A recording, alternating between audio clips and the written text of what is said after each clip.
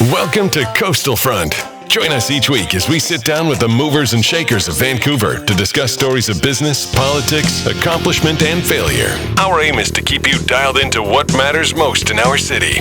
Now, here's your host, Andrew Johns.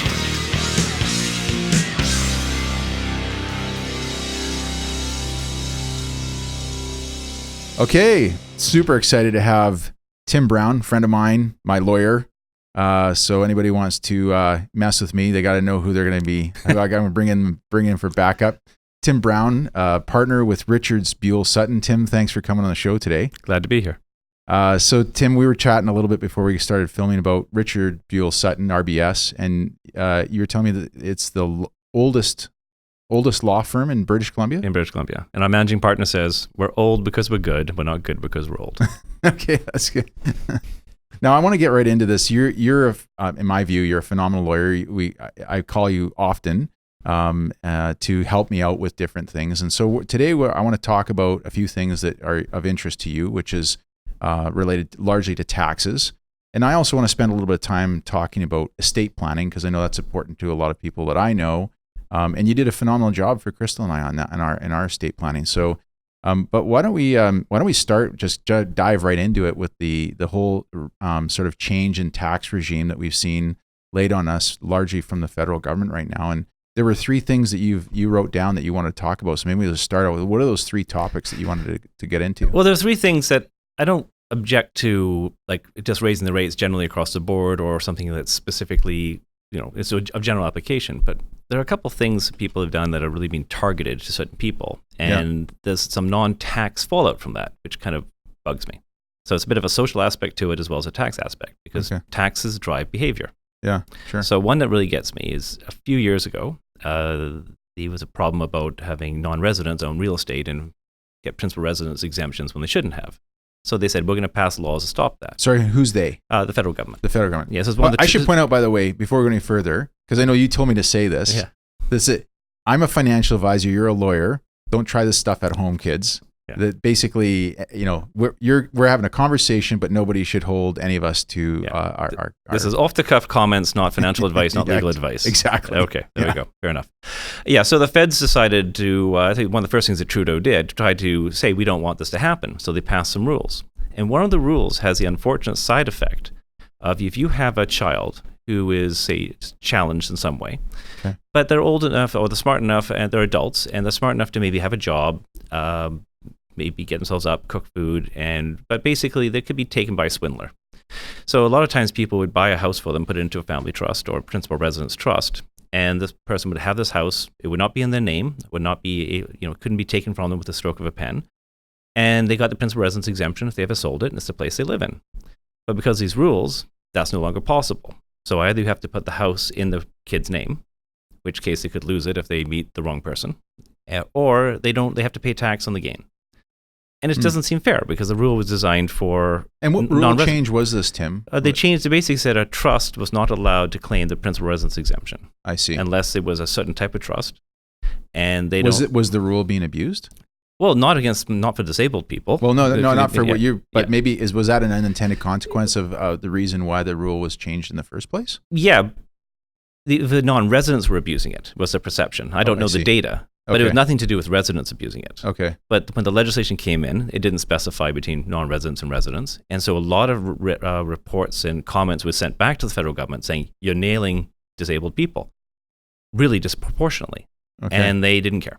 They just ignored it. They steamrolled it through, didn't really care. And when did this get passed? I think it was the fall of 2015, within a few months of the Liberals coming through. Okay. I'm not 100% sure on that. It might be 2016, but it's a while ago. Okay. And it's really unfortunate. So what happened if you had you call it a principal residence trust? Yeah. Right? So I've got let's just call it an adult child with disabilities that would fall under this category. They're already living in the home. I already have set this up, and I did this in 2010, so way before this rule change occurred. And where would I sit today with that? What would happen? Like if you were, was there any grandfather clause? Yeah. Up until, and again, it was either December 31st, 2016 or 2015, whenever the rule came in, there's a deadline. And the gain was guaranteed up to that point. Yeah. But if the trust sold it after that, the gain from that point forward would be fully taxable. Really? And no one would set these up now because you can't. Well, you can. It's just that you have to decide, would you rather pay 25% capital gain on the value of the land and not risk the land being taken from the kid? Yes. Or would you rather put the land in the kid's hand and hoping that nobody comes along and convinces them that they should mortgage it and give them the money, or they should go entitle with a new boyfriend or girlfriend, or things like that, which the person could do. Because they're probably legally capable. Yeah. Because to be declared incapable is quite a hard task. Yeah. And it's also demoralizing to take away someone's rights. Yeah, sure. So it's just one of these things that... It's kind of ironic that it's coming from the Liberal government. I mean, these are the left-leaning politicians who are supposed to support people with disabilities and others, minorities and whatnot. And and I mean, they know about it, and they've known about it for a few years. Again, I don't think they intended to do it, but they certainly know it could be fixed. And it wouldn't be hard to fix. Yeah. They could simply put a new clause in there saying and I know there are people working on this in the city and in the country, and hopefully they will get it changed. And I hope I'm not causing any difficulty by raising it on this, but get it changed. Yeah, yeah. Okay, that's a good one. What was the second one you wanted to talk about? Well, a long time ago, this is actually under the previous federal government, there was these things called testamentary taxes, or testamentary trusts. Yeah. And they had a graduated tax rate. What is a testamentary trust? It's a trust created by death. Okay. So usually contained in a will, but not necessarily.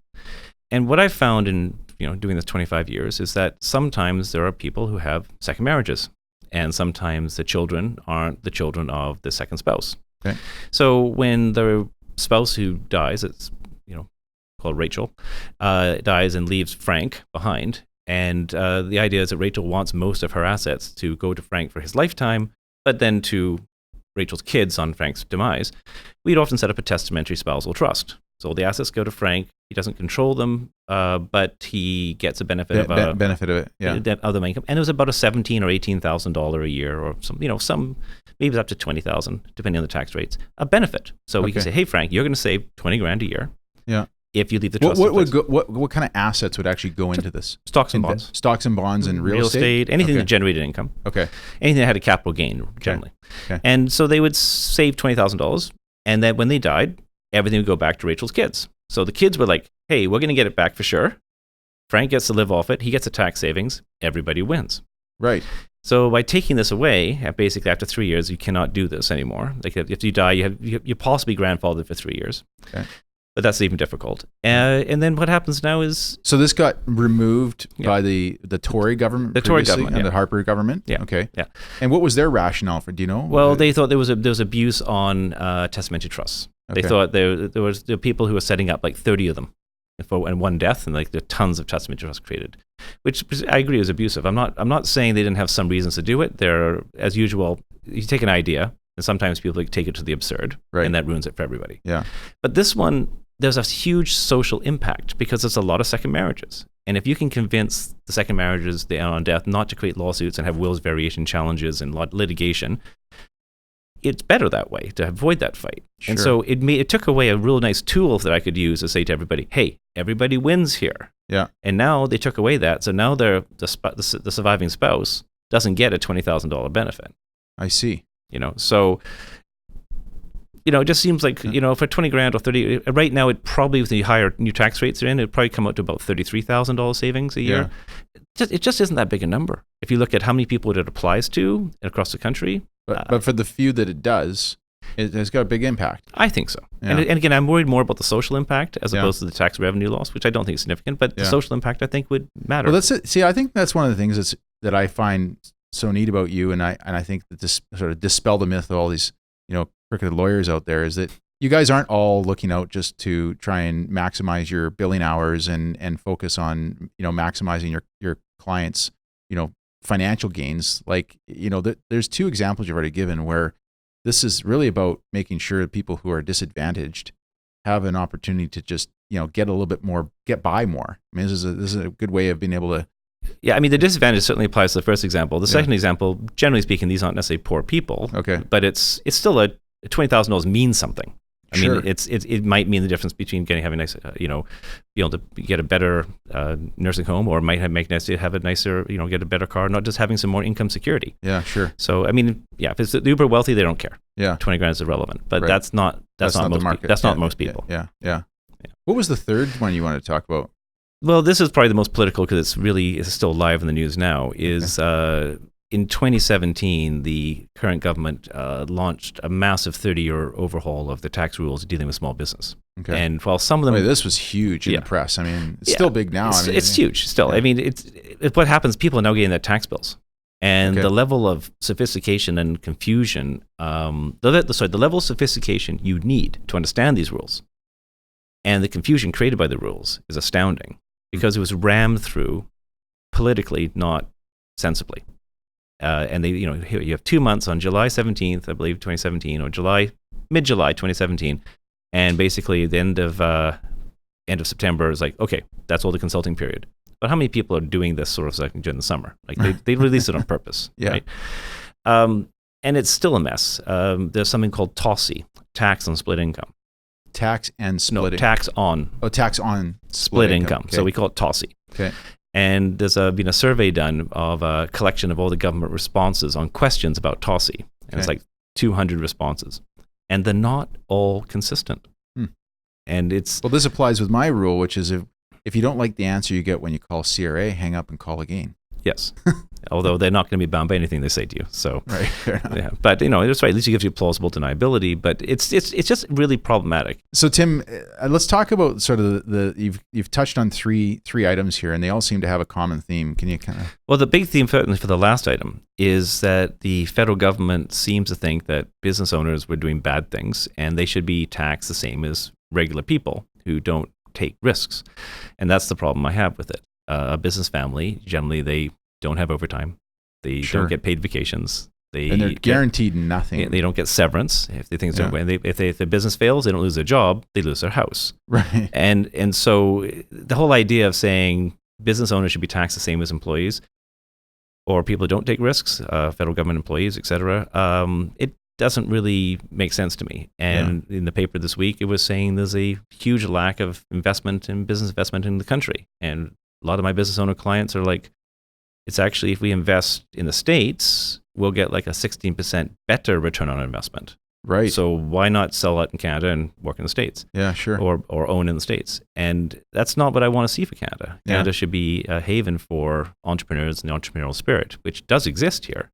But making it difficult for people to take risks and making it harder and harder for them to succeed doesn't really make a lot of sense. Yeah. And that's probably the main takeaway. I think from the main takeaway, the main theme. Yeah.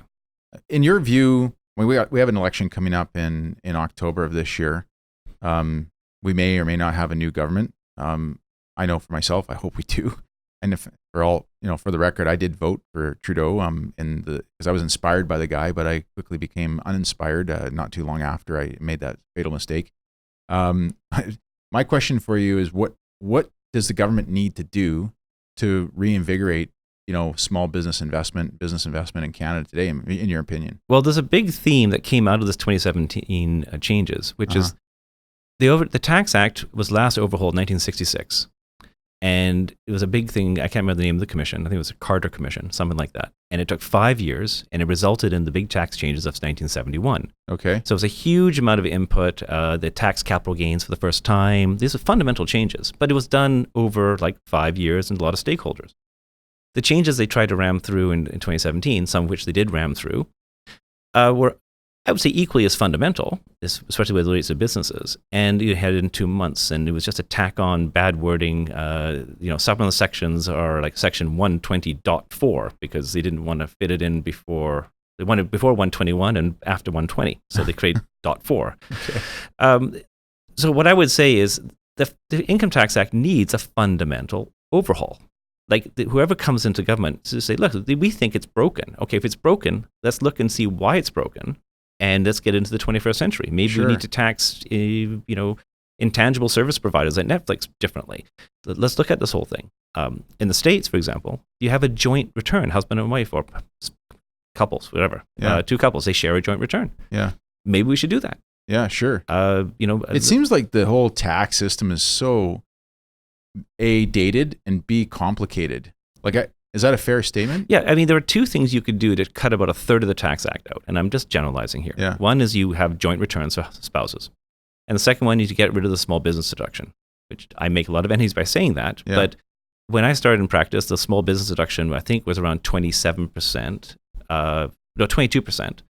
And now the high rate is 27%, when the high rate before was over 40%. What do you mean by that small business deduction? So a private company, a Canadian-controlled private company carrying on business in Canada, primarily, generally pays a lower tax rate on its first $500,000 of income. Right. So about 12.5%, I think, right now in British Columbia. So that is, the people like to get around that or have multiple versions of that. So if you have two businesses, you want two 500,000s, and there are rules against that, and the rules are pretty complicated, and sometimes they can lead to absurdity because spouses, two separate spouses, each have their own business, and there's no cross ownership. They're both entitled to a $500,000 exemption.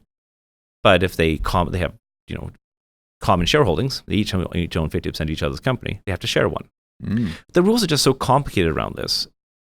I mean, I like the small business deduction, but if your goal was to simplify the act, by getting rid of that, you'd probably cut a quarter of the act. Is that right? Because there's so many rules about people trying to abuse it, the rules about stopping people doing that, it would simplify things dramatically. So it's, I'm not saying get rid of it. Would there be a loss of tax dollars for the government? No, probably be an increase in tax dollars for the government at a certain level. But maybe a good idea would be to lower the general rate from 27 to 25 and then get rid of the small rate of 12.5. Or more importantly, maybe saying each person or each company, gets a lifetime exemption of $2 million at low rate, and after that, they made $2 million, so maybe they can now pay high rate tax. Right. I don't have a solution. I'm just saying that one section of that one set of rules, they're called the association rules, creates an awful lot of complexity. So that's the reason I would say that. It would simplify the act considerably. Yeah. I've heard somewhere once that the Canadian Tax Act would fill this table. If you print it off, it would fill this table. Some analogy of like this, but if you printed off the U.S. Tax Act, it would fill a room. Yeah, I mean, the Canadian Tax Act, the actual act itself, I was actually thinking of bringing it here in case you asked me a technical question. It's 3 inches thick on onion skin paper, but it's a book. I mean, but it's not necessarily the act that's the problem, it's the regulations and the policies behind it. I see. But yeah, the U.S. tax code is a lot worse. Yeah, because Trump he'd put that on as part of his platform. Big part of his platform was to try to for every new regulation, he had to get rid of 2. I love that one. Yeah, until we want a regulation governing the color of dyeing of politicians' hair, and we don't want to have regulations governing the amount of food in amount of lead in baby food. So, okay, fair enough. You got to look at the animal before you decide how you're going to cut. But the general theme, though, I think is a pretty phenomenal one. It's like creative. It's like, but there's some overregulation, but there's also some unregulation. I mean, we live longer than ever before, and listen, there's a lot of rules out there. But don't you think there are too many rules in our? I mean, maybe I'm asking the wrong guy. No. I think that I think common sense. If we had no rules, you wouldn't have a job, probably. Well, but common sense can't be legislated. Right, fair enough. So again, should there be a rule that you can't pour poison into rivers? Everyone probably agrees with that. Yeah, sure. People in Flint, Michigan would still like that rule. Yeah. I mean, so there are rules that make sense. There are rules that don't make sense. The trouble is every rule probably started from a good position. Yeah. But maybe the rule against flintlock muskets doesn't need to be on the books anymore because there's not too many flintlock muskets. So but no, the line I often use when talking about the American and Canadian thing is I have a lot of clients who are dual taxpayers. And I'm not a U.S. lawyer, but I'm doing this 25 years. I come across a lot of U.S. issues. So I usually tell people the American taxation code is about a 5 out of 10 complexity. The Canadian taxation code is about a 4 out of 10 complexity. But if you're a dual taxpayer, you have a 17 out of 10 complexity. Really? Because you think that they make sense, they talk to each other, they will have dividends, but the rules just don't talk to each other. No. And that is very frustrating, especially all the radical changes that happen on both sides of the border all the time. Yeah. It's really hard to keep up. Yeah, I can imagine.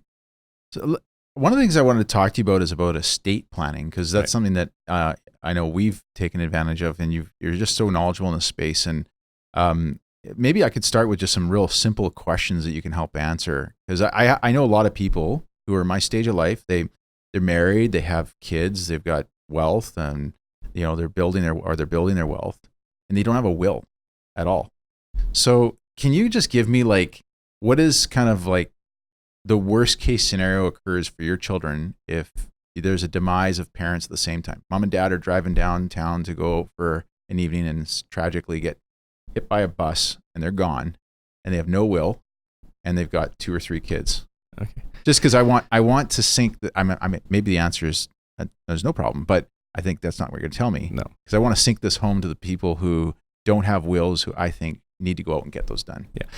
Well, again, there's the social aspect and there's the financial aspect. Yeah. Okay, so let's talk about both. Exactly. So let me tell one of my best way to tell points is sometimes give stories. Yeah. A guy in my high school, his parents passed away when he was young, and I don't know if they had a will, if the will was just badly drafted.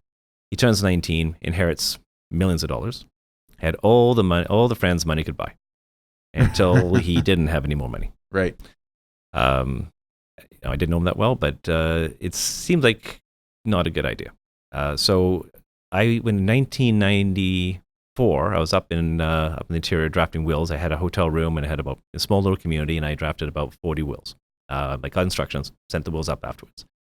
And a lot of people at that time had kids who were like 5 or 6 years old, or maybe some of them 10. And generally speaking, we were saying when the kids get older at 25, they can be in charge of their money. So if you both die and your kids are younger, you both get half the estate. There's 2 kids, half the estate each at 25. So it's been quite funny how a lot of these people have been phoning me up in the last 10 years. They haven't updated their wills, and now they're saying, Tim, we've met our 25-year-old or our 24-year-old, and there's no way we're giving them half the money. So the reason I raise that point is if you don't have a will, it defaults to 19. Now, 19 when 1945 or 1939, those people were pretty mature. They kind of had to be. And a lot of times, people say the greatest generation, they matured earlier, people were getting married earlier, responsible earlier, had jobs. The average 19-year-old, I don't think necessarily as maybe as mature. Now, Yeah, sure. I can't imagine the single generation in the last 1,000 years has ever thought that the next generation was any more mature than they were. Yeah. All people our age probably think every 19-year-old in every generation has always been, inappropriate or immature. But just think about how much more money there is often now, and the temptations of how to spend money inappropriately. You just don't. If you don't have a will, the kid's getting it at 19. Everything at 19. Yeah, straight out, and no restrictions. But let's say we're talking about the young family. So there's young kids. Family's got with after life insurance or something like that, they've got a net worth of $1 million to $3 million bucks. And the kids are preteen. What happens with no will? Like who gets that money? Okay, well, the court, generally speaking, will find an administrator. It's not an executor; it's an administrator. Okay. And if there is nobody, the public guardian and trustee will do it. Who's that? It's a BC government agency. Oh, okay. It's a for-profit agency. It makes money. They charge 5%. It's that most corporate executives will charge less. They will generally charge quite a lot. They have like a long-standing contract with the provincial government or something? They are the provincial government. Oh, it's like a Crown Corp or something? I don't think it's, I don't think it's a corp. I think it's just the ministry. But it's for profit.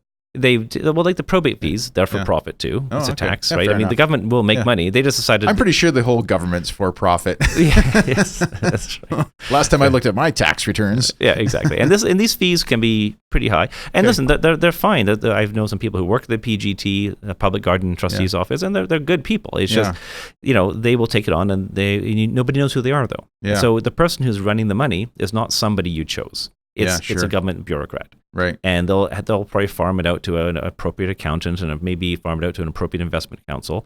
We don't know. They'll decide what they want to do. Yeah. Many years ago, they just bought BC bonds. Yeah. I'm pretty sure that situation's changed. I haven't looked into it recently, but I'm pretty sure they now do a more prudent investment model. But the point is, you don't know who it is. Yeah. And at 19, they're cutting the check. Right. And they charge a fee to manage it. And I said the fee's pretty high. And do they have any discretion after the age of 19 or no? Like 19 hits, like 19th birthday, and you're getting a big birthday present. If the kid's legally incapacitated, not capable, I think they won't have it. But if they're just drunk. Yeah, if they sober up for a couple of weeks and show up and go, here's my check. Right. Yeah, I imagine they're going to have a fun time. Okay, now what about the social side? Well, again, almost forget about the money. What's more important is who's going to look after the kids. Well, that's what I'm trying to get to, because I think like that. Yeah.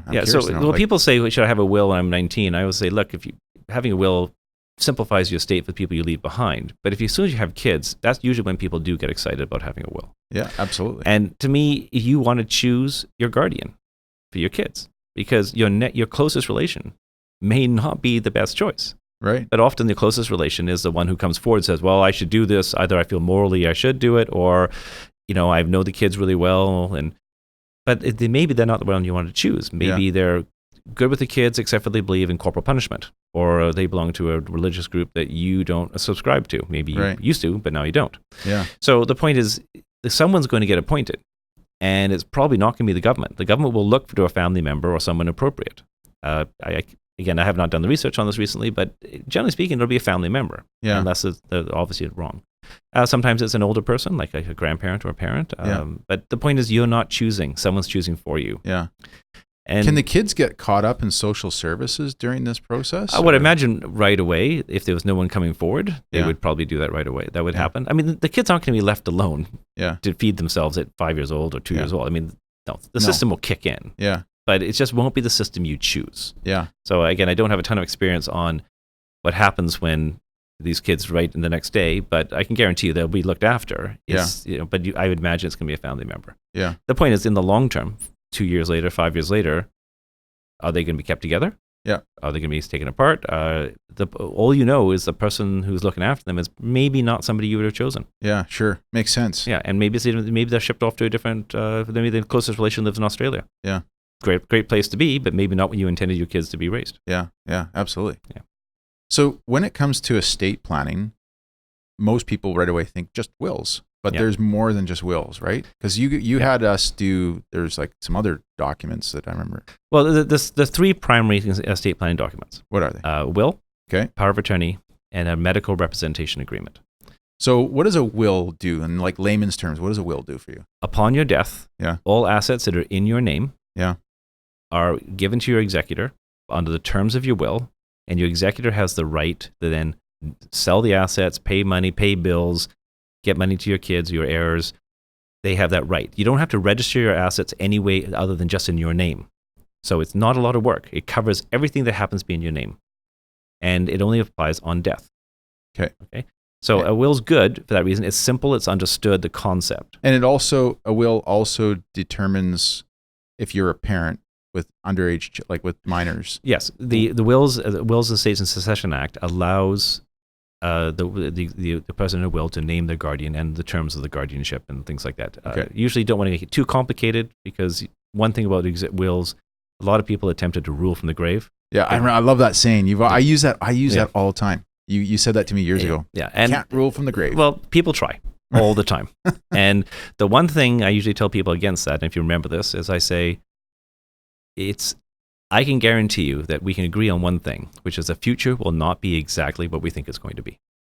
So you could come up with this great idea, this perfect right now, and you think you're making this assumption of what 20 years from now is going to look like. Yeah. But I can also tell you that if it's not the same, there's a very good chance that your really good intention is not going to make sense. So if you're too extreme, and I can give you a good example of that. Yeah, let's hear it. There's a guy who's not a client of mine, but I heard about the story without any names. And basically this guy, he was a grandfather, and let's say he was worth $10 million. He's put aside, let's say, $2 million for his 6 grandchildren. And the will says, when my youngest grandchild hits, so this money is put aside, for their education, university education. Okay. When the youngest one hits 26 or 27, it's divided equally amongst all the grandkids then alive. They can use it for whatever they want. So he had 6 grandchildren. They were aged, I think, 15 to 23, okay? And then he does this will like this. And a couple years go by, and he goes incompetent. A couple more years go by. One of his children has another grandchild who's now about 23 years younger, or whatever, than all the other grandchildren. And then the guy dies. So... And he named it as just my youngest. No, yeah, my youngest grandchild. Yeah. So what happened then when the guy died? There's like $2 million in this investment account, and I don't know how old the grandkid is now, but there's gonna be some grandkids that are gonna be like 50 before they get their share for their education. And this one kid who's going to go through university is gonna have like $6 million sitting there for his university tuition. And I was basically the theory is, hey Tim, do you think you can undo this? And I was like, that's pretty hard. And the public guardian is going to say, why are you doing this? You're going to hurt this young kid. Yeah, sure. So they'd have to sign off on it. So again, it would be far better if the will had been drafted with a bit of discretion. Yeah. Like you can. Was that a homemade will? I don't know. Okay. I don't recall. All I'm saying is it's one of those will kits you get for $2.99 on Amazon. Yeah, or just go to you can get them in any stationery store. Yeah. Anyway, and the problem with that one was it was a great intention. Yeah. And yeah, it was. Yeah, but it wasn't. But that's why you should always build. You should build in flexibility. Yeah. And I don't know if it was bad advice. Maybe the lawyer said, or the notary, whoever drafted it, said, "Don't do this." Actually, couldn't have been a notary because there's a trust. Yeah. But the guy said, "I want to do this." And again, he came from a place of love. Yeah. But what an absurdity! I can guarantee you, if the guy was alive, he would say, "This is silly." Yeah, of course. Yeah. Yeah. So that's wills. Yeah. The next thing you said was okay. So the next one is power of attorney. Power of attorney. Okay. What is a power of attorney? So if you're alive, yes, competent or not, a power of attorney allows you to appoint somebody like a contract, like an agent, to pay your bills, make basic investment decisions, basically look after your financial affairs, and you're alive. So it matters. Like if you're in a nursing home, they're paying your bills. Would that be the most common use of a power of attorney? Is when mom or dad are getting to the point where they need to go into a nursing home and?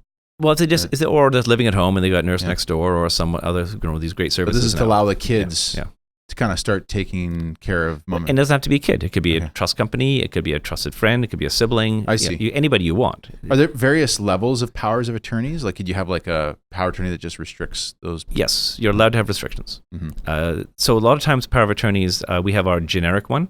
Yes. It's very much like the back of the act. And those are good because bank tellers like to see those because they understand them. They're not weirded out by them. They don't send them to Toronto and get them checked. Sometimes we have a bit better ones. We have ones with a bit more powers. For example, the power to gift assets to grandchildren.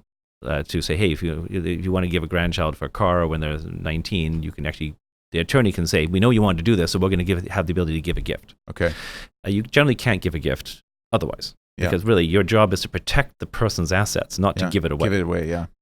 Between spouses who've been married a long time and a very good marriage, we often do give powers of attorney between spouses to gift assets away. Or let's say, again, to go back to Rachel and Frank, let's say Rachel's got all the money, goes incompetent, Frank is her power of attorney, Frank can use her money to pay for his upkeep because he was relying upon that before. Yeah. If he suddenly can't use her money to pay for him, then maybe he can't afford to live in the house anymore. So it's a good idea to think about that. Mm-hmm. It doesn't have to always be that complicated. But power of attorneys are generally the simplest document and the most important, and they're generally pretty cheap because they're standard form. We get creative ones; they're not going to be that complicated. Yeah. We have some good extra clauses on them, like creating trusts and things. But so that's the power of attorney. Yeah. And then you said there was a third one. The medical representation agreement or a representation agreement. Okay. It's generally used for medical terms. Okay. So, hey, do I need to go into a nursing home? Do I need to have this operation? So this isn't a situation where someone's alive. Yes. But they're not able to make their own medical decisions at this point. Yeah, and the medical rep agreement, as we call them, allows people to also who are borderline incompetent. Mm-hmm. And you're allowed the power to suggest. So sometimes people are like, oh no, what should I should do? Well, I think you should have the surgery. It's got a 95% chance of success, and you're 80, and you should do it. Yeah. Oh, I'm afraid of needles. Well, that's not necessarily a good idea, right? Maybe they're so scared that they're not doing it. So the representative can help them in that circumstances. I see. Very few of my clients acquire these because, generally speaking, the default is the spouses and the adult kids and the parents anyway. And so if you don't have one, the doctors will be asking those people. And if you're going to point, how does it work in our province or our country? Like if your spouse is in the hospital and a decision needs to be made about whether or not they should take medical treatment, or in an extreme case like pull the plug on their lifeline, who makes that final call? Well, without if you have a representation agreement, the representative does. Okay. So that's kind of black and white. That's why most of the people who do want these things are my doctors and nurse clients. Oh yeah, because they see it all the time. They see it all the time. Yeah. They want it. And who do they normally designate? Is it normally the spouse, or they actually typically find you want to choose somebody you trust, right? Of course, and the struggle, the ones we struggle with are when, say, one set of parents are don't very trust your spouse. well. Generally speaking, that's generally how it's okay. But a lot of times people they say their parents are very, very, very religious. They don't believe in that you have to survive at all costs. Yeah, and the person's like, no, I don't want to. Do you remember Terry Schiavo case? It was a Florida case where this lady was on life support for 20 years, and the husband kept wanting to pull her off life support, and the courts, the parents had her force fed through a tube, and she just wasted away. Yeah. And because of that case is why I think the British Columbia government brought in this legislation. And frankly, it was pretty cutting edge when it came in. What is the legislation? The Representation Agreement Act. Oh, this is the Representation Agreement. And there's also the Substitute Decision Makers Act, which is what happens if you don't have a rep agreement. Yeah. So BC actually has a pretty mature policy on it. Yeah. I would certainly love one of the areas that. Sorry, I'm speaking very quickly. Mm-hmm. One of the areas that I think would be helpful. It's okay. You know what? Listeners can now they can slow down. They can make it sound like we're talking very slow. Well, my staff are going to want that button from my office. So, the short answer is that how do you make somebody incompetent? Like sometimes you have someone who's competent, but sort of not, and sometimes they have good days and bad days, and they're competent for brushing the teeth and making toast, but they're not competent for trading the derivative stock portfolio. Yeah, it's a mess, and I'm not sure what the solution is. Mm-hmm. But certainly more discussion on that should happen, because sometimes people are like, "What can you do? Nothing. They're still competent." Yeah, right. So they're allowed to make bad decisions. Yeah. We're gonna take a quick break. When we come back, I want to talk a little bit about RBS. It's the oldest law firm in British Columbia, and a few other topics I want to talk about with you with respect to law and tax, and maybe we can dive into a few of the political things that you wanted to talk about as well. Okay. Tim Brown from RBS. I look forward to having you back in a few minutes here. Thanks. All right, here we are back with Tim Brown of RBS. Tim, RBS. Now, funny story that I want to tell that you told me was that when you guys first got your website, it was rbs.com. Yes. Which a lot of people know that RBS can stand for Richard Buell Sutton, but it can also stand for Royal Bank of Scotland. Yes. I think you guys were able to sell that domain, were you not? And we signed a confidentiality agreement. Okay. Did I just screw things up? No, that's fine. I can say we signed a confidentiality agreement. Okay. So it was good enough to at least we used to own it, now we don't. Yeah. Now you're .ca. But now rbs.ca, and we have rbslawyers.ca, so we're good. Yeah. Okay, good. Yeah. Well, we've got the website here. Over 145 years of passion, purpose, and progress. And if we go under team, we'll see Tim there. So the website address is just simply rbs.ca? Yes. Yeah. Keep it simple. Yeah, perfect. So tell me a little bit about your firm. Well, we're one location, downtown Vancouver. So been around since 1871. Yeah. The second lieutenant governor of the province was one of our partners. Basically, it's not a full service firm. There's things we don't do. Yeah. What we do well. We represent a lot of land developers. Real estate department is pretty much one of our marquee areas. In 19 something or other, we drafted the University Act, and we've been working with UBC since 1908. Really? We've been representing some of the bigger lending companies across the country since the 1870s, 1880s. Yeah. The key to the thing is our small business, owner-managed business clients, our corporate department, between doing what I do, which is figuring out ownership. I like calling myself like a holding company lawyer. Yeah. There's a lot of lawyers out there who want to do operations, but when the money gets up there, I want to make sure it goes where people want it to go without a threat to it. I noticed on your website, and I don't know if you caught this or not, but all your partners say partners, but yours says incorporated partner.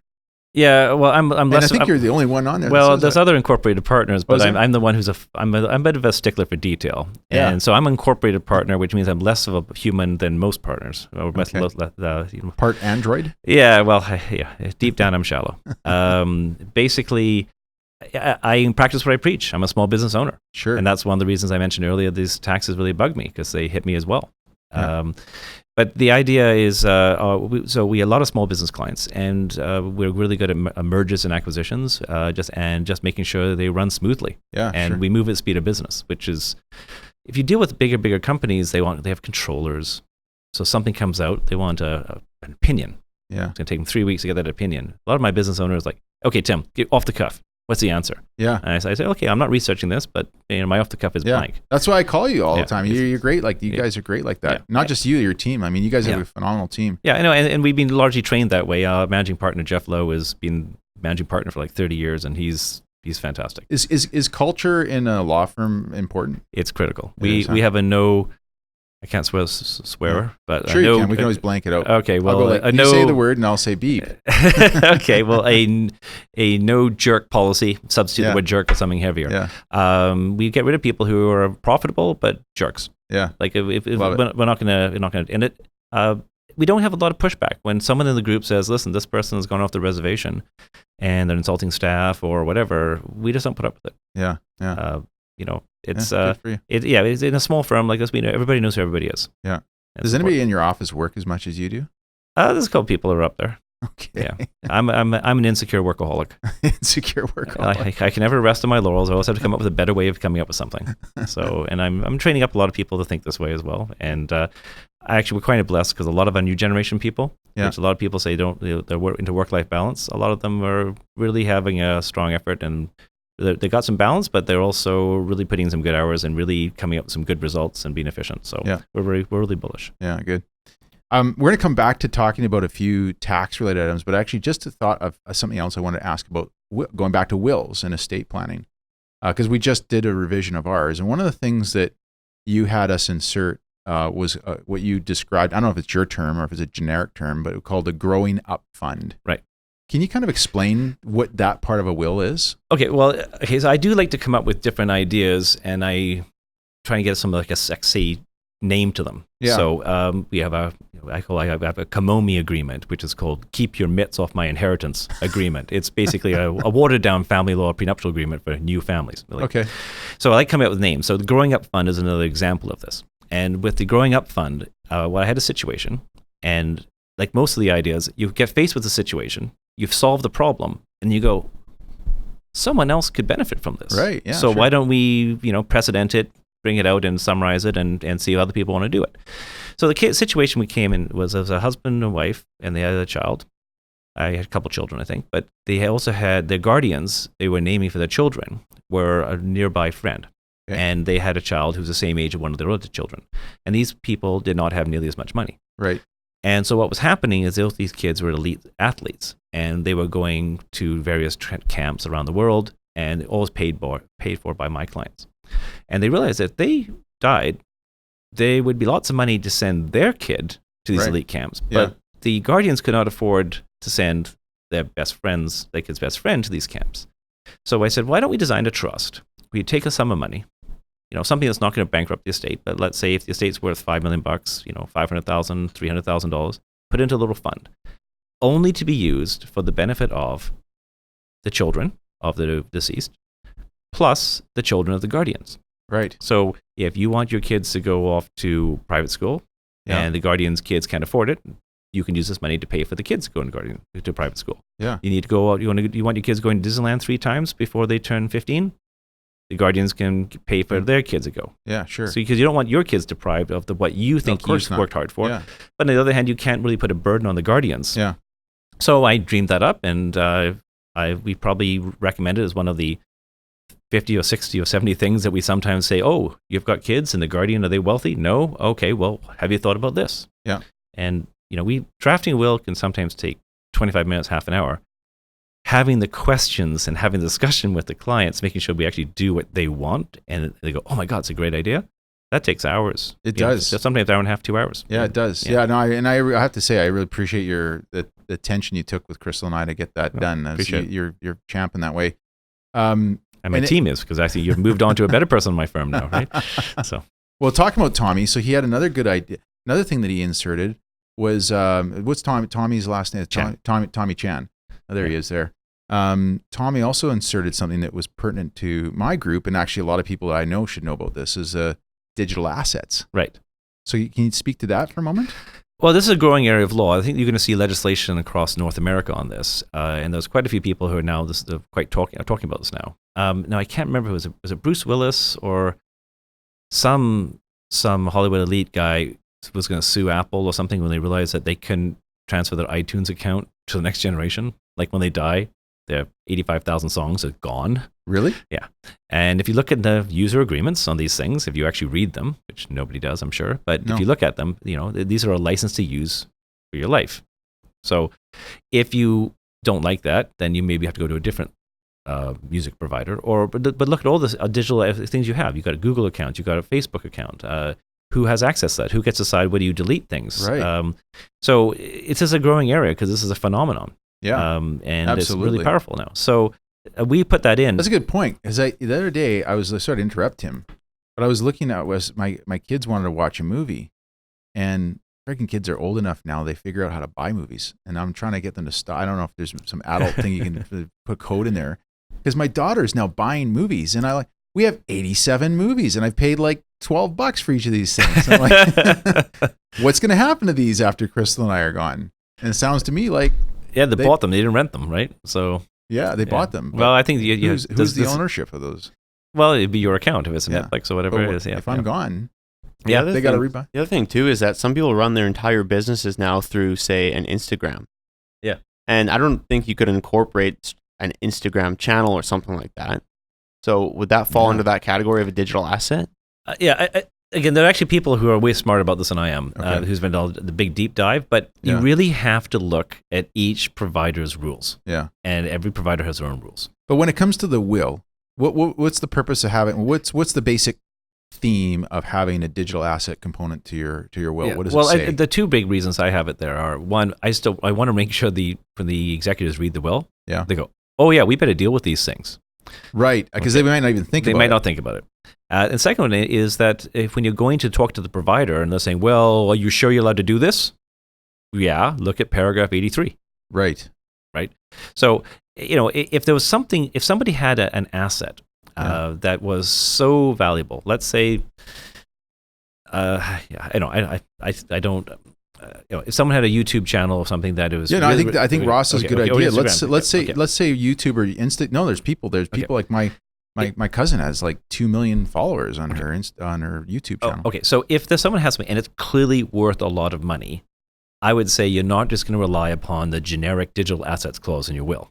Right. If it's worth a lot of money, you're going to spend special attention to it, and you're going to ask the question: what happens if I go incompetent? What if I die? And you're going to look at the terms of the rules there. And maybe if you have 2 million followers, YouTube will go, oh, we make an exception for you. Mm-hmm. I don't know. Maybe they won't. But at least you have to know what you're doing. And so maybe you have to buy some life insurance or something to recoup that revenue stream that you had. But I think it's a good idea to have the conversation. The generic will, everybody says, I like a short generic will. I need a simple will. That's all I need. Yeah.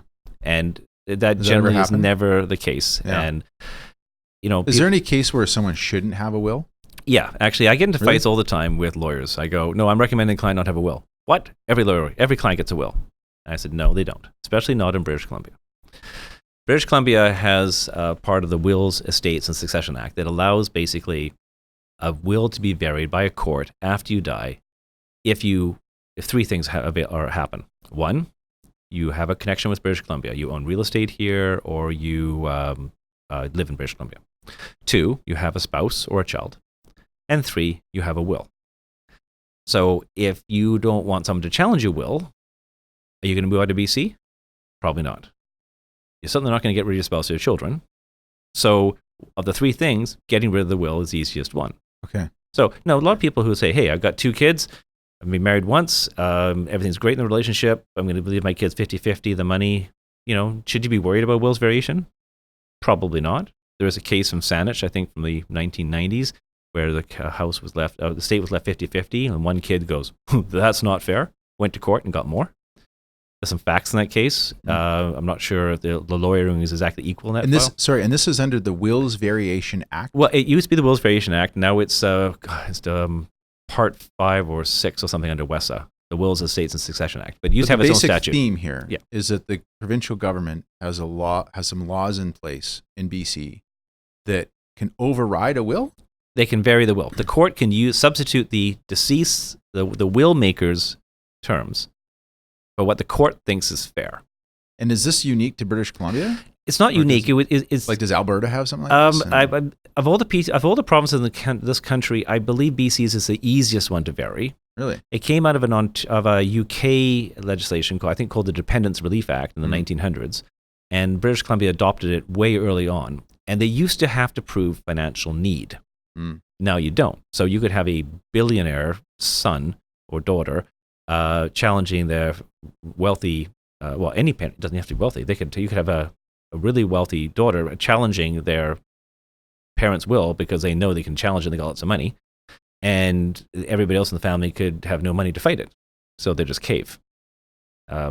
It's not as simple as that. The courts get involved because they don't like abuse in this area, but it is basically a free-for-all. How long is this rule, this Variation Detail Act, how long has it been in place in BC? Over 100 years, I think. Oh, okay, so it's not like it's new. But what's new is in the 60s, 70s, or 80s, somewhere around there, they got rid of the requirement you had to have financial need. Financial need. Initially, it was called the Dependents Relief Act. So the idea initially was to say if you mom and dad pass away and they've got an estate and they just don't like one of their kids, and that kid is in financial need, that child could then, is that the whole page? Well, I think the basis, I'm not sure this is true, but this is a story I've always been told and I like it, which is some person in Victoria back in the 20s or 30s or whenever this first came out, unfortunately back in the day, the bad old days, men had most of the money. Right. And the guy died, left his money to his parakeet. His wife and kids didn't have any money. There's no social safety net. They were like suddenly on that's now going to the BC government or the church to say, help us, help us, help us. So the government said, this doesn't seem right. We should allow a child or a dependent child or a dependent spouse to vary the will. And so they became the Dependents Relief Act. And I don't think anybody can disagree with that. Sure. And then it's been used recently, more recently. So when they took out financial need, and then we bring in, so anybody can challenge whether they need the money or not. It's not fair. I just should get the same as my sister or my brother. But when you say anybody, you're talking about just children spouse. and children. Yeah. Spouse and children. Not grandchildren, not nephews, not nieces, not the really siblings. friendly next door neighbor that was mowing the lawn for free every Sunday. No, they have other avenues, but not nearly as easy as a Will's Variation Challenge. But what also is being used for a lot now is so there are some cultures who don't believe it's appropriate to leave money to women, right? And so they leave it more to men. BC's laws basically say, listen, we are a multicultural society, but in British Columbia, if you so this is where this act would be still used, beneficial. Yes, I mean it's beneficial in the sense that if there's a huge inequity there, they should be dealing with it. Sometimes that culture has adopted a thing where they give a lot of money during lifetime, so it is actually fair if you look at the overall thing. So that's the thing. No case is the same. Okay. But that being said, going back to people who shouldn't get wills. Okay, so if you have a scenario, and this is not uncommon, where you have, let's say you have two children. Okay. One's a complete drug addict. They've already been consumed half the resources of the entire family, and they're not getting any better. And the other person is struggling, has a young family, and you want to help them out. And if you have a will, the drug addict might go and hire a lawyer on a contingency and vary the will and get half, or get more than half because they need the help. And you can vary it not just because you're not getting the money, but you got restrictions on you getting the money. So maybe they say the drug addict doesn't get the money for 20 years. It gets paid to them over time with a trust company. Right. The drug addict goes, I don't like that. I want my money now. So they vary the will, not for the quantum, but for the restriction. The restriction, so they can get it sooner. Yeah. So if you don't want to, I don't like winning lawsuits. I know. A lawyer, what? I don't like winning lawsuits. I like not having a lawsuit. Yeah, avoiding them. I want to avoid the lawsuit in the first place. And I'm a solicitor. I do joke that litigators have horns and tails, and I'm a solicitor. I'm a nice lawyer.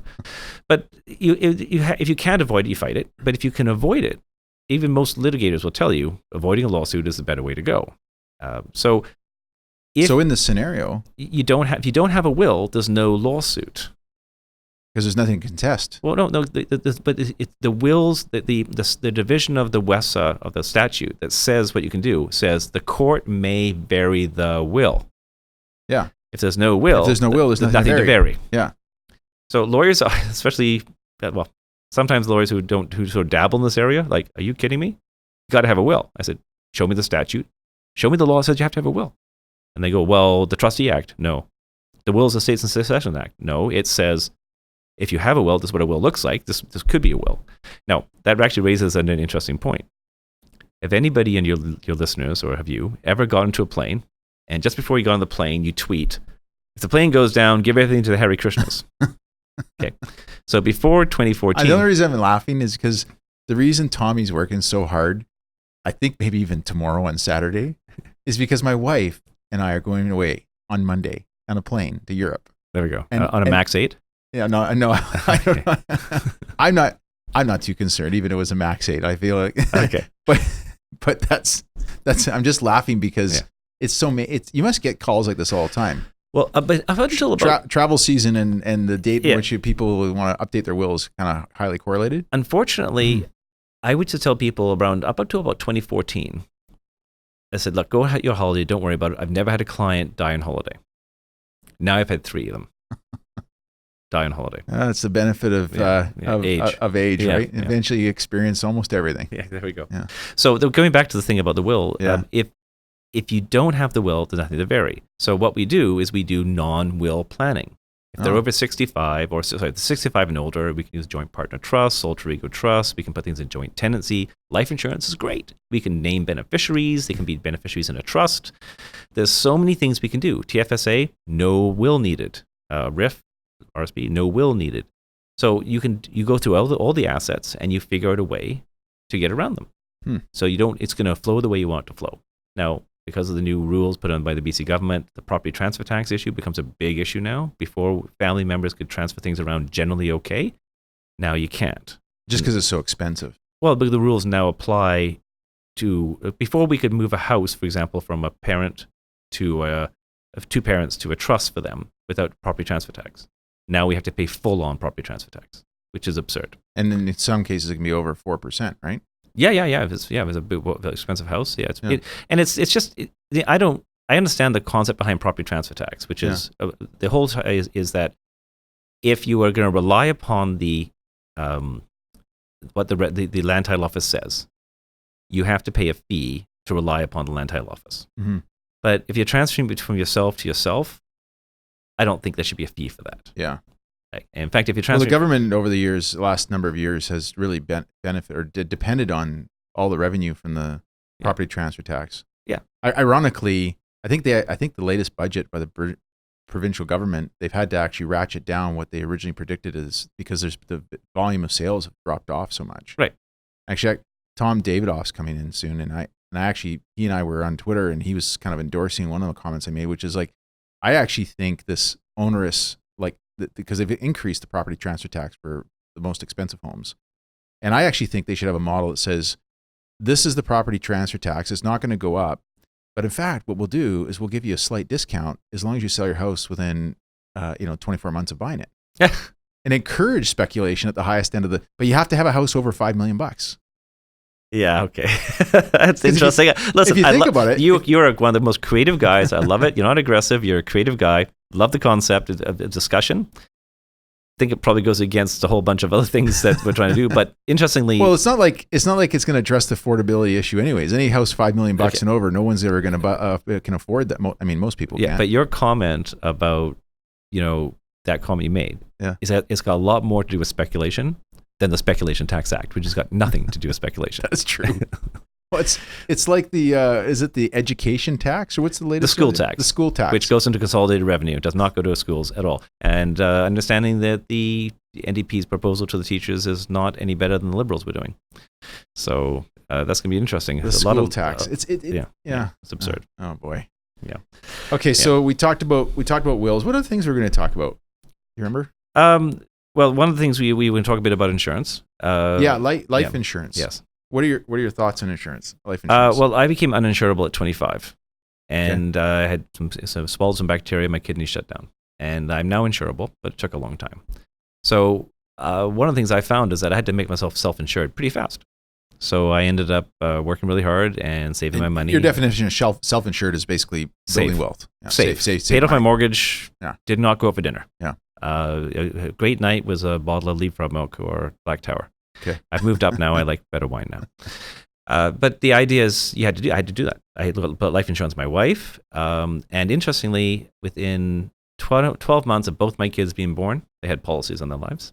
They were $1,000 a year, dirt cheap. My son's 21 now. His policy is worth way more than, probably double what I paid for it.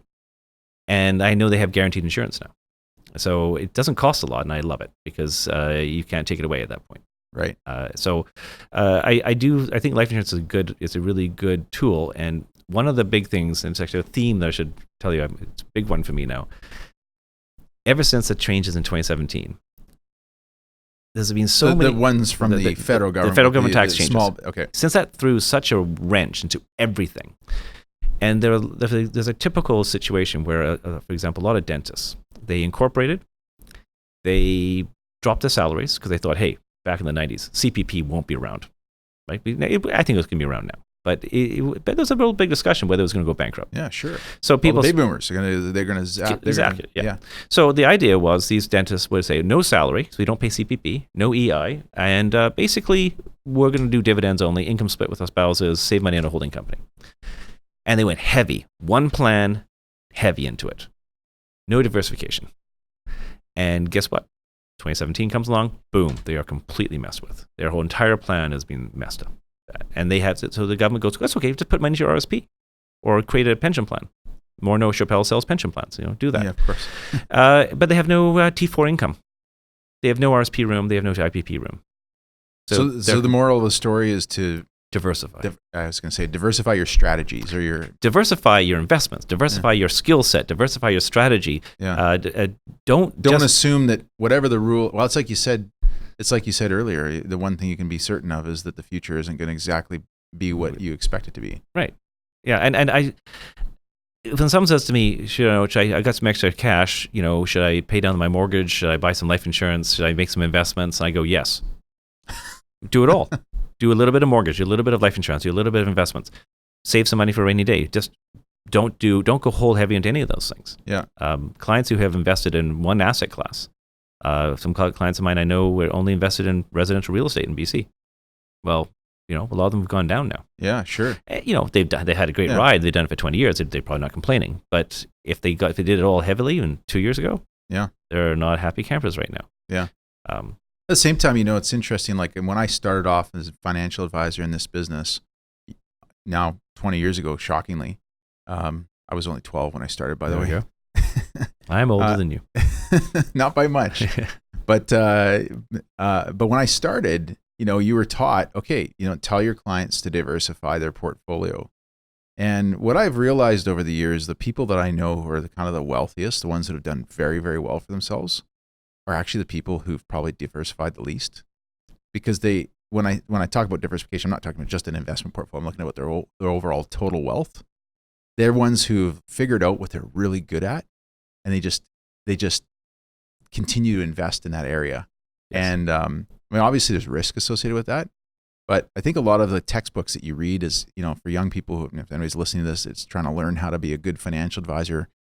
Come to the realization that, if you have a really wealthy client who's made a fortune on, manufacturing shingles, or, selling flags, or, building houses, like they're probably going to continue to be very good at that. And the best you can do as a financial advisor is just help them diversify a little bit with the extra money they have. Mm-hmm. I completely agree with you. If someone has a competitive advantage, and the way I like to look at it is, if society thinks somebody doing this type of job should get this much return, and you found a way to double your return or your return on investment without letting anybody know you're doing it, so you're way more profitable, and because you're just way more efficient, use technology, or you're the best salesman on the planet. I get it. It's a great way to make money. But I have lots of clients who were really, really wealthy, and now they're wiped out. They went heavy into one business, mortgaged up everything. Yeah. Most small businesses fail. They do. So, but once you've been doing it for 20 years, you've got over the hard hurdles and you've got a lot of resources. I think it's much easier to take a company from $10 million in value to 100 than from 0 to 10. Oh, 100%. Yeah. Yeah. So, no, I don't disagree that a lot of the clients I know who are the wealthiest are really, really good at one thing, and they have done very, very well. Yeah. But usually what they look up is they see the next generation come up, and they go, not quite sure everybody's quite as good as me. Yeah. So that's when they start to diversify a bit. Yeah, yeah. Because are they investing for themselves now or for the next generation? Yeah. And that being said, I got a lot of clients who next generations are pretty freaking smart and hardworking. So yeah, it's amazing the young kids, like the people who work for me, and even my own children. Like, I'm sure you see with your own kids, like it's just the knowledge they're attaining through all the technology, just being bombarded. I'm sure that comes with a lot of stress too and other things, but that we didn't have to experience when we were growing up as kids. So going back to the changes that occurred in 2017, I can hear you're passionate about it. Yeah. It had got a lot of press. I think there's a lot of people who are self-employed business owners. There's professionals like yourself, like lawyers, doctors, accountants, who don't really trust the current federal government now because, if they do get reelected, especially if they had another majority, who knows what they're going to want to try and do again. Right. They claim that they're looking out for the middle class. I mean, this Justin Trudeau is probably the most common phrase is the middle class. Yeah. Define that. Yeah. What's the middle class? Yeah, sure. So what I'd like to do is we're going to take one more quick break, and then when we come back, we'll kind of finish off talking about some of the other tax related concerns you have, or things that you think need to get addressed, or we want to be careful aren't going to happen to make the that middle class worse off. Because I feel like despite what they're saying, it is not getting better. It's getting worse. Mm-hmm. All right, we're back with Tim Brown, and we're about to finish off talking a bit more about tax. But before we do, you pulled out your stand-up comedy little piece there. We were just talking about Ireland, and you were saying that about drinking whiskey. Yeah. So if you have someone who's a friend of yours who's Irish, and or you met someone who's Irish, and you're not sure if they're pretty much anybody that lives in Boston. Yeah, pretty much, or Chicago, or Notre Dame of the. I have a lot of people who think you're Scottish. I'm a British mongrel. I have English, Irish, Scottish, and Welsh in me. Okay. So I have it killed. So do you? I do. Okay, I won't ask any more questions beyond that. Well, there's some funny ones. But the issue thing with the Irish actually whiskey in Ireland was much bigger earlier on, and a few things made their industry get wiped out.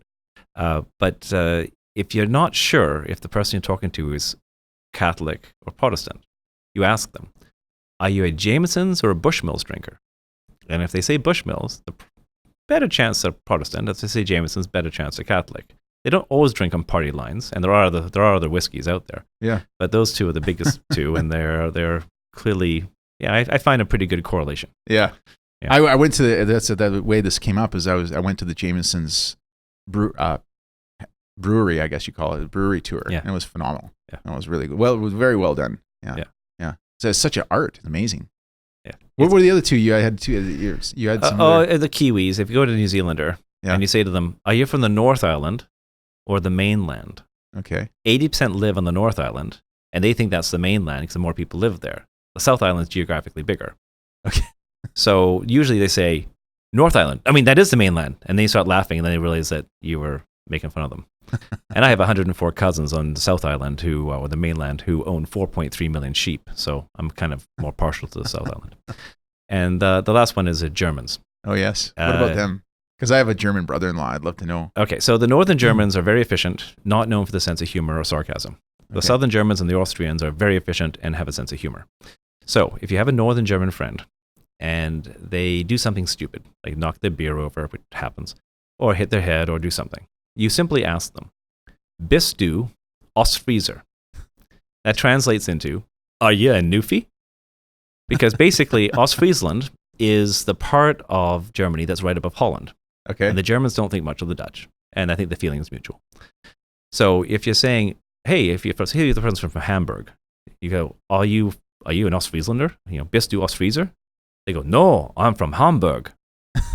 But you can I've had the same conversation with people like 10 times. They don't realize I know they're from Hamburg. I'm just saying, are you from Ostfriesland, and therefore not quite the same level of quality as a Hamburg, from Hamburg. So, anyway. Do you pick up a lot of German clientele that way? No, I probably just lost the ones I have. Probably. Yeah. That being said, German beer, very good beer, and most important phrase in German, 2 Bier bitte. What does that mean? 2 beers, please. Very important phrase. Well, let's help you recover any losses you've just made on the Kiwis, the Germans, or the Irish, and finishing off about some tax things. One of the things that I've seen people do in estate planning is to when mom or dad passes away, and so the other spouse is still mom passes away, dad's still around, but dad's probably on his way out of the house and into a care home. the kids decide to get their names added to the principal residence to avoid probate. Yeah. Good or bad? It can be done well. It can be done badly. Now, you got to remember, they're doing this to avoid some legal fees on death, maybe, because probably have to probate for other things. Okay. And they're really doing it to avoid probate fees Yeah. off the house. So if the house is worth $2 million, it's 1.4%. That's $28,000. If you do it badly and the house goes up in value when the dad's still living there, you might maybe the house goes up, say, $1 million. Well, you might have now triggered a capital gains tax. As maybe you did it badly, the principal residence exemption won't apply to 2/3 of the house. Right. Because the house is 1/3 the father or the survivor. Yeah, and say 2 kids, yeah. And the 2 kids who aren't living there, therefore they don't get to claim it. Or they claim it, they can't claim it in their own house. Yeah. And if they don't have a house, fine. So it's one of these things, it's a knee-jerk reaction, simple to do. Hey, let's just do it, easy peasy, save $28,000, and it can backfire. So you can do it properly. You can have the documentation you can put in place, but you're going to have to prove to the CRA the exemption applies. Okay. It's reverse onus. Okay. Another question for when it comes to estate planning, is it fair to say that the best way to plan for your estate planning is to give away most that you have before you've passed away?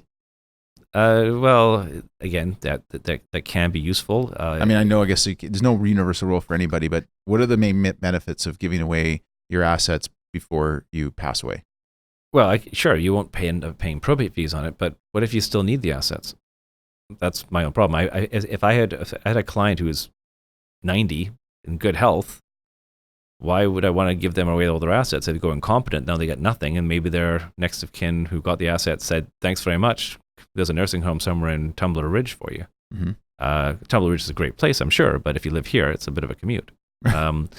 So the point is, I'm not a big fan of giving it away without restrictions. Giving it away into a trust that you can control, or there's someone is in charge of it, so you get all the value of the trust. I'm okay with that. Yeah, because the courts will enforce that. But giving it away just to avoid probate fees, and you give away pretty much everything. Yeah, that's a dangerous game. Could work out fine, but I would say I would lean against that unless the person had, if they're 99 years old, living in a nursing home, and they're competent, and they've been told they're not going to live very long.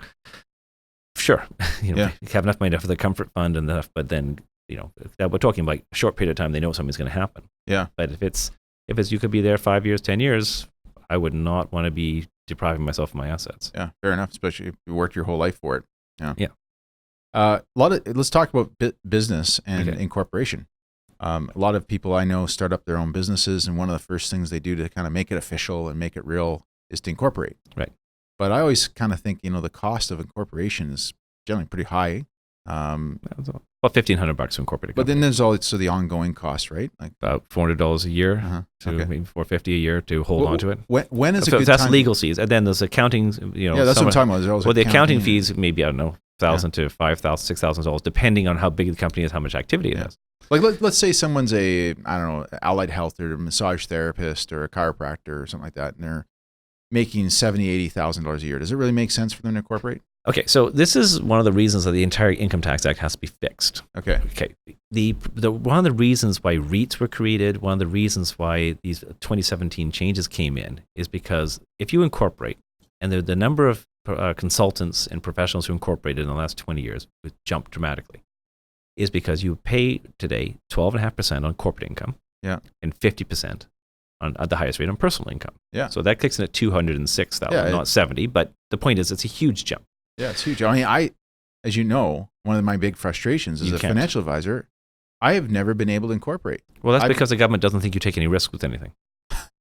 You don't have payroll to meet. You don't have to pay any rent. You have no advertising budget. You have no risks at all. Right. Well, it's definitely not the case. I know. I'm just saying it's absurd. But right? I pay 49.5% tax or whatever it is. 0.8. 49.8. 49.8. Yeah, it's a number that's ingrained in my head. If I was in Ontario, I'd be over 50%. Yeah, or New Brunswick, I think it's worse. Yeah. So.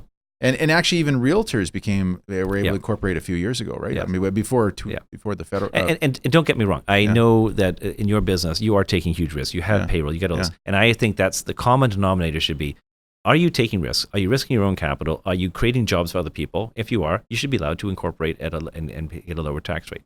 But let's go back to the whole point. Why would you incorporate? Mm-hmm. There are two reasons to incorporate. Okay. Liability limitation.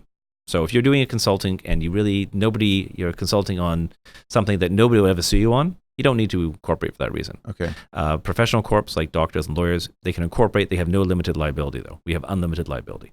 The special So rules. even if a doctor, a lawyer, how about accountants? Doctors, lawyers, accountants, Dentists? architects, engineers have partial limited liability, and podiatrists, I think they get nailed as well for some reason. So you can't limit your liability. No. Okay. No. But a lot of people can. Other consultants, but if you're going to start a restaurant, you're going to incorporate because it's a bad bit of food there that you brought in from some other source. You're the one who served it. They get sick or they drink too much and have an accident. You're incorporating. Okay. So liability can either be a huge factor or not a factor at all. Okay. What about developers? Because I feel like sometimes there's some shady developers out there that kind of like they incorporate, they build a house, and then they incorporate a new business to build another house. Well, new home warranty goes a long way to stopping problems there. That's because they have to maintain a new home warranty cost and things like that. But no, of course, there are people who do that. Yeah. That being said, it's also sometimes sensible to do that because you might have a really bad deal. Let's say you risk your capital and you hire a contractor to help build and they screw up and then they don't pay the sub trades and then everything goes off to hell in a handbasket and they're coming after everything. So you might have to walk from that project. But if you made that project as a subsidiary, just another business of all your life savings, for reasons that completely nothing to do with you, someone else screwed up, you could lose your house. So yeah, you got to look at, you just want to be known. Actually, the most powerful and most profitable developers are the ones who actually, they don't quite do handshake deals, but they're really good at sizing up the people they deal with. Everything's on paper and done properly, but they're really good judges of character. Yeah. And those are the ones who do well. It goes back to your comment before about the best way to, with litigation, the best thing to do is just to avoid it in the first place. Yeah, and be a good communicator is fantastic. Yeah. So the other reason people incorporate is the tax reason. So if you're going to consume every penny you earn, so if you can make $70,000 and you need $70,000 to live, and there's no liability issue, don't incorporate. I see. If you're going to incorporate though, and you realize that if you're going to make about $70,000 a year, and for some reason, because your spouse makes more, or they have two incomes, you don't need all 70. You're only going to spend 30. So you can save 40. Well, you're going to pay 12.5% on that 40 versus maybe 25-30% on that 40. So if you take the difference on that, so let's say it's half. So it's 25. So it's 25% instead of 12.5%. Say the effective rate, the human rate at that point. You might save yourself whatever that is, $5,000-6,000 a year. Okay. The cost of maintaining the company, if it's a very simple transaction, won't be more than maybe 2, maybe 3. So you're saving $3,000 a year in, year out. It compounds, saves up. Yeah. That's probably not a great example, but if you're making 150, you're living off 50, you're saving 100. It's a huge thing, and that's one of the reasons the federal government went after it. They said, "Oh my God, these people can compound these things." Well, that's if they're successful. Most small businesses fail. And when the rules first came out, it was actually you're going to get taxed more if you took the risk and succeeded. And if you took the risk and failed, you wiped out anyway. So it was actually better not to take the risk, better not to incorporate, better not to even become an entrepreneur. But that's the reason why people do it. So do you see people who incorporate that you kind of go, you don't need to do this? Or do you ever advise people to unincorporate because it's just not worth it for them? Well, unincorporating can be very problematic because if you had savings of $100,000, you now have to pay tax of 44% on that probably. So, right. So because incorporation in a way is not tax avoidance; it's just tax deferral. It's tax deferral. What happens with a company that, let's say I'll use my father-in-law. You're an electrician and you've incorporated for many years. You've been and you didn't live off of. You didn't need everything, so you've built this wealth of a couple $1 million. Mm-hmm. And that corporation is held in your name. Mm-hmm. Is it most of the time? I guess it's held just in the spouse who's doing the work, or maybe it's. I like to generally put both spouses on it. Okay. They made it very difficult to split income now with this TOSI rules, right. But it's still possible if you're over 65. And, okay. Yeah. So when they pass away, what happens to the what's the tax implications related to that? Well, if it's done badly, and the way I think the federal government currently wants to do it, you pay double tax. You pay a 25% value, a tax on the gain of your shares. So if the shares were bought for a penny, and now they're worth $100,000, you pay $25,000. And that's the capital gain. That's the capital gain. Yeah. So you're basically being taxed fully on half the gain. Yeah. And then it works out to effectively 25%. 25%. Yeah. okay. Tax rate of 50% on 50% of the value. Yeah. And then that doesn't get to the money out, though. It You have, doesn't? to, you have to get the money out of the company now, because your shares have a cost base of from zero now have a cost base of $100 or $100,000 in our example. But the shares are still there. So now to get the shares out, you have to redeem them or pay a dividend, and you're going to pay a tax of up to 44% on that. So you add 25 plus 44. That's ugly. Wow. Now, there are ways around it. There's quite a few ways around it. But one of the most common ways is the federal government was trying to take away in 2017, but they backed away from that. This is one of the big ones that Yeah. they got so much heat on this. Yeah, and because it's really unfair. Yeah, There's a great concept, which I think a lot of levels of government have forgotten. And it's not a concept I don't think appears in American tax jurisprudence. It's called the concept of integration. And what it means, and it's a great idea, if you earn $100 personally, and you pay tax on it, and you're left with, let's just say that you're left with $75. If you earn the same $100 through a corporation or a series of corporations, you should get $75 at the end too.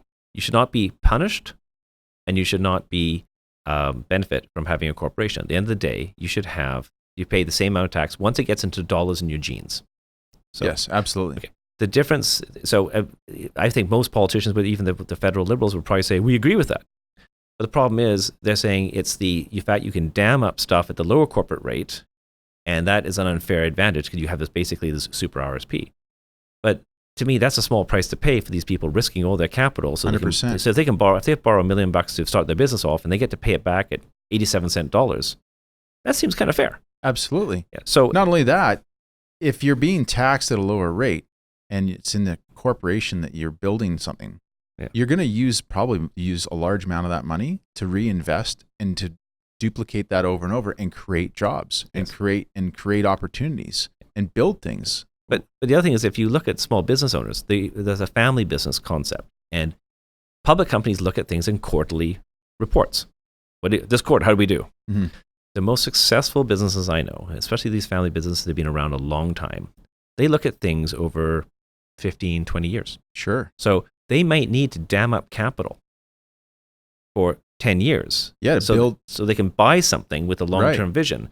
So to have them punished by the way the current rules work, that if you dam it up and you make more than $50,000 a year in passive savings as you're damming it up, you're going to get punished on your small business rate. It doesn't seem very fair. Clearly, the Trudeau government didn't consult you before.